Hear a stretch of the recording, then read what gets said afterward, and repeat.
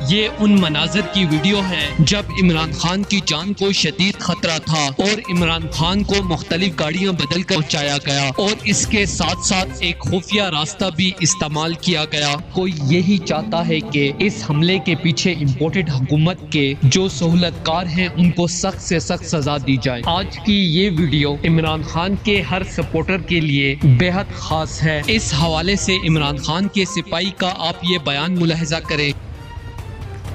मेरी इत्तला के मुताबिक या मुझे जो सोर्स ने बताया उसके मुताबिक इमरान खान साहब पर एक बहुत बड़ा हमला प्लान किया जा रहा है और इस मर्तबा ये हमला सिर्फ गोलियों से नहीं किया जाएगा। इमरान खान के साथ बुज़दिल बंदे का काम नहीं है चलना।